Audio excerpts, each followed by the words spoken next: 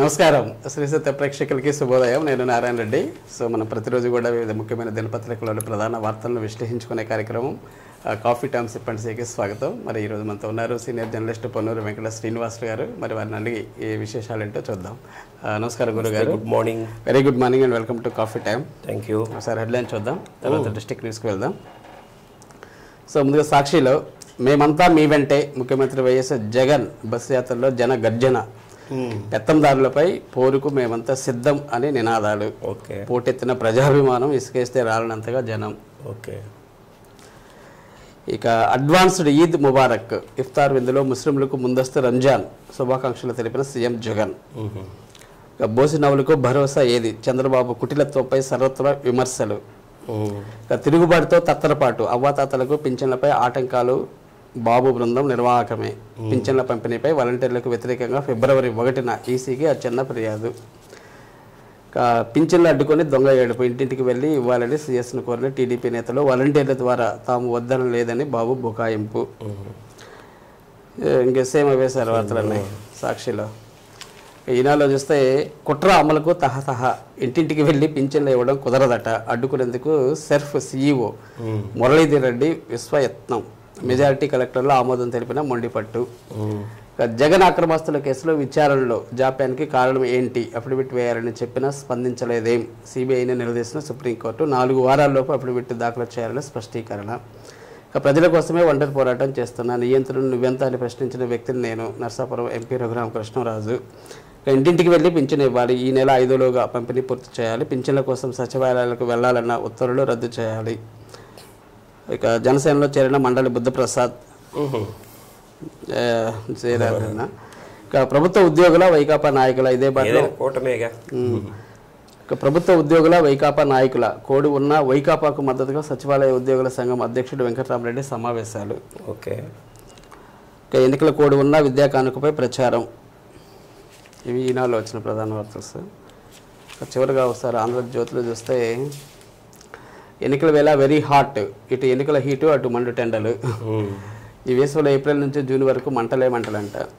ఇక వంచన వైసీపీదే, వాలంటీర్లపై ఈసీ నిర్ణయానికి కారణం వైసీపీని అని చెప్పేసి ఒక వార్త.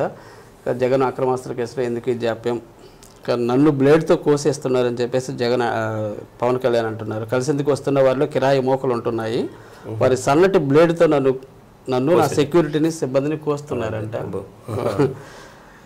ఎన్నికల వేళ షాకులే, జనంపై 1148.72 కోట్ల ట్రూఅప్ భారం అంట. మళ్ళీ బాబు వేరియబుల్ ఛార్జీలతో కలుపుకుంటే 2149 కోట్లు. ఇక కడప బరిలోనే షర్మిల, లోక్సభకు పోటీ ఖరారు, ఢిల్లీలో కాంగ్రెస్ సిఈసి భేటీ, 5 ఎంపీ 114 అసెంబ్లీ అభ్యర్థులకు లైన్ క్లియర్, ఈరోజు ప్రకటిస్తారంట. ఇక టోలు బాధుడుకు 2 నెలల విరామం, ఎన్నికల నేపథ్యంలో పెంపుపై కేంద్రం వాయిదా. మంచిది. సో ఇవి సార్. ఇంకోటి ఈవీఎం పదోన్నతులు, ప్రిన్సిపాల్గా లైబ్రేరియన్లు, పీడీలా, ఇది మరి మొన్న వచ్చిన వార్తలు. ఇవి సార్ స్టేట్లో ఉన్న ప్రధాన వార్తలు. మన ప్రకాశం జిల్లా వార్తలకు వస్తే మేమంతా సిద్ధం, ఎలా జరుగుతుంది ప్రచారం? 7వ తేదీ మన జిల్లాకు వస్తున్నారు సీఎం గారు. సీఎం గారు అంటే వైసీపీ ఎన్నికల ప్రచారంలో భాగంగా, అంటే మార్కాపురం నియోజకవర్గం కొనకనమెట్ల మండలం దొనకొండ అడ్డరోడ్డు అడ్డరోడ్డు దగ్గర ఈ సిద్ధం కార్యక్రమాన్ని ఏర్పాటు చేసేదానికి వారు ఎన్నికల ప్రచారంలో బస్సు యాత్రలో చంద్రబాబు ఏరియా అయిపోయింది కదా, మార్కాపురం ఏరియా పశ్చిమ ప్రాంతంలో వారిది మొన్న అయిపోయింది కదా, మార్కాపురంలో. ఇప్పుడు అదే ప్రాంతంలో సీఎం గారి సభ కూడా జరుగుతుంది. అదే ఆయన సిద్ధం అని వస్తున్నాడు కాబట్టి మేమంతా సిద్ధం అని చెప్పి ఇక్కడ ఉన్నటువంటి కార్యకర్తలు అందరూ కూడా ఏర్పాట్లు చేస్తున్నారు. నిన్న ఆ సభా ప్రాంగణానికి భూమి పూజ అది కూడా నిర్వహించారు. చెవిరెడ్డి భాస్కర్ రెడ్డి గారు ఇప్పుడు ఎంపీ అభ్యర్థిగా ఉన్నారు కదా, ఆయన ఆధ్వర్యంలో చేయడం జరిగింది. ఇప్పుడు మార్కాపురం నియోజకవర్గం అంటే అన్నా వెంకటరామబాబు గారు అక్కడ అభ్యర్థి కాబట్టి వారు ఇద్దరు కలిసి రేపు సీఎం గారి సభ విజయవంతం అయ్యేందుకు ఏర్పాట్లన్నీ పర్యవేక్షిస్తున్నారు. Okay sir. ఎన్నికల విధుల్లో మాజీ సైనికులు అంటే డిపార్ట్మెంట్ కి సంబంధించి కూడా ఉన్నారు. అయినా కానీ జిల్లా వ్యాప్తంగా జరుగుతున్నాయి కాబట్టి ఎక్కడికక్కడ పోలీస్ డిపార్ట్మెంట్ అవసరం ఉంటుంది. సిబ్బంది ఒక చోట జరిగింది అనుకోండి, మిగతా ప్రాంతాల నుంచి తీసుకొచ్చి ఇక్కడ ఏర్పాటు చేస్తారు. ఇప్పుడు ప్రతి చోట కూడా అవసరం కాబట్టి పోలింగ్ కేంద్రాలు కూడా 2800 చిల్లర ఉన్నాయి. కాబట్టి దీని అన్నిటికి కూడా సిబ్బంది అవసరం. కాబట్టి మన జిల్లాలో ఎక్కువగా గిద్దలూరు ఈ ప్రాంతంలో మాజీ సైనికులు ఎక్కువ ఉంటారు.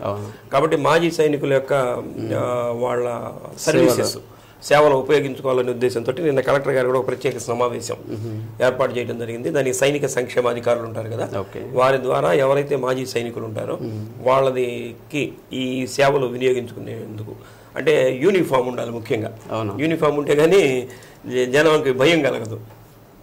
కాబట్టి ఆ యూనిఫామ్ ఉన్నటువంటి ఎవరైతే ఉంటారో వాళ్ళని దీనికి తీసుకురావటం, వాళ్ళకి సంబంధించిన గౌరవ వేతనం ఇవ్వటం, వాళ్ళు ఎక్కడైతే ఉన్నారో అక్కడి నుంచి ఇక్కడ తీసుకొచ్చేదానికి కూడా వెహికల్ పెడతారట. మళ్ళీ డ్యూటీ అయిపోయిన తర్వాత మళ్ళీ వాళ్ళని వదిలిపెట్టేదానికి కూడా డ్యూటీ వెహికల్ కూడా ఏర్పాటు చేసి అంటే వాళ్ళకి గౌరవ వేతనం ఇవ్వటం, వాళ్ళ సర్వీసెస్ అన్ని సౌకర్యాలు ఇచ్చి వాళ్ళ సేవలు ఉపయోగించుకోవాలని చెప్పి నిన్న కలెక్టర్ గారు కూడా సంబంధిత అధికారులతోటి చేయటం జరిగింది. ఇట్లా వీళ్ళు దీనికి వస్తారు కదా, డ్యూటీకి వచ్చినటువంటి వాళ్ళకు కూడా పోస్టల్ బ్యాలెట్ అవకాశం కూడా కల్పిస్తారు. వాళ్ళకు కూడా పోస్టల్ బ్యాలెట్ అవకాశం కల్పిస్తామని కూడా చెప్పడం జరిగింది. మొత్తం మీద ఒక 1500 మంది దాకా అవసరపడతారని అంచనా. మన జిల్లా వరకు వాళ్ళని కూడా మొత్తం మీద మొబలైజ్ చేస్తున్నారు. ఓకే. ఇంకా ఎన్నికల విధులపై శిక్షణ అంటే సార్ ఇంకా జరుగుతా ఉన్నాయి శిక్షణ. ఎన్నికల విధులు అంటే ఇప్పుడు 2 రకాల క్యాడర్ ఉంటుంది కదా, మన బిఎల్ వాళ్ళకి ఏదో పెట్టారు.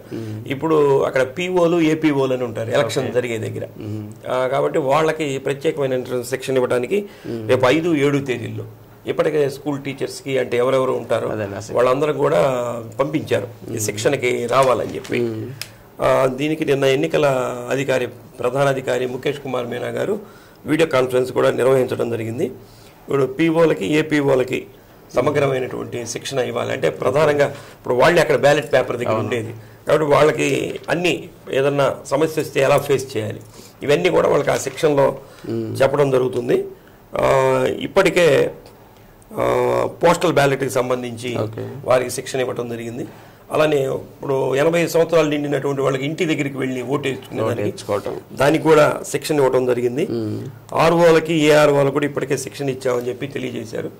ఇక్కడ పీఓలకి ఏపీఓలకి 5, 7 తేదీల్లో కూడా శిక్షణ ఇస్తున్నారు. అంటే ఎలక్షన్కి సంబంధించి ఆ డిపార్ట్మెంట్కి సంబంధించి అన్ని పూర్తి చేసినట్టు కూడా తెలుసు.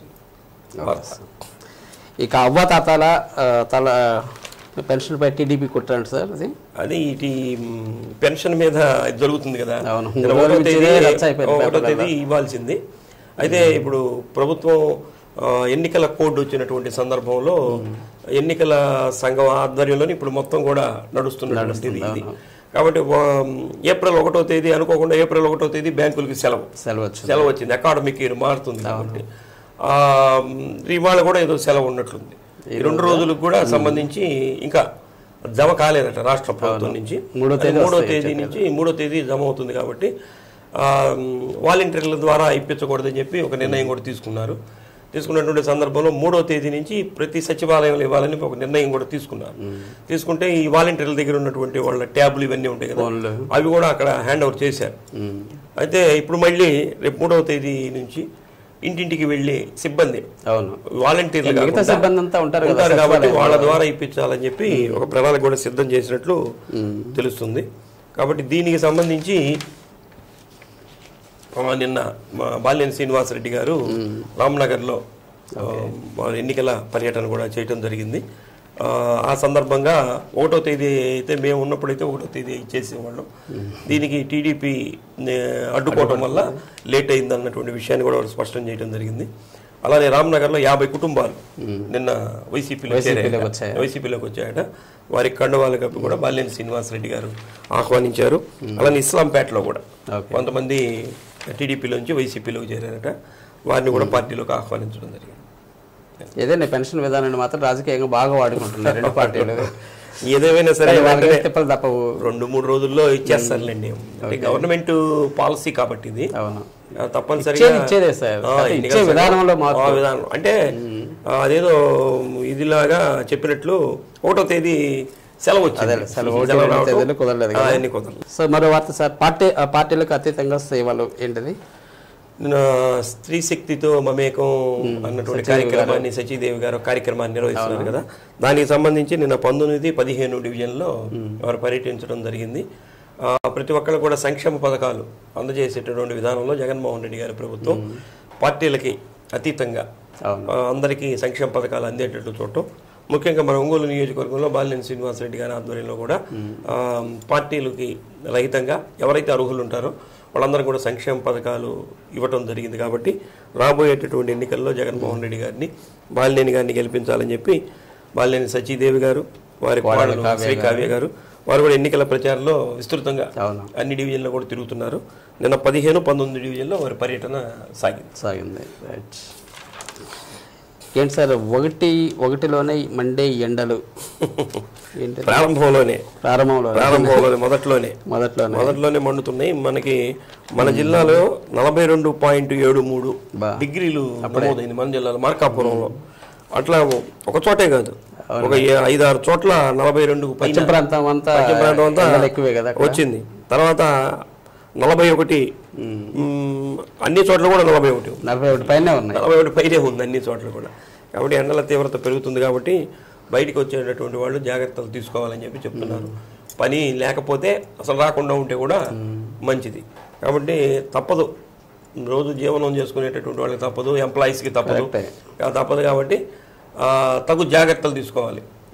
వర్షాకాలం వచ్చిందనుకోండి గొడుగేసుకుంటాం, తడుస్తామని, అలాగే ఎండ కూడా అలాంటిదే. కాబట్టి దానికి సంబంధించినటువంటి డ్రైవింగ్ చేసేటటువంటి వాళ్ళు కూలింగ్ గ్లాసెస్ పెట్టుకోవటం, టోపీ లాంటిది పెట్టుకోవటం, ఎప్పటికప్పుడు వాటర్ ఎక్కువగా తీసుకోవటం, ఓఆర్ఎస్ ద్రవాలు తీసుకోవటం, టెంకాయ బోండాలు తాగటం, ఇవన్నీ కూడా అంటే లిక్విడ్ ఎక్కువగా శరీరంలోకి వెళ్తుంటే డీహైడ్రేషన్ అయిపోతా ఉంటాయి, అవకాశం ఉంటుంది. కాబట్టి ఆ జాగ్రత్తలు తీసుకోవాలని చెప్పి వైద్యాధికారులు కూడా కోరుతున్నారు.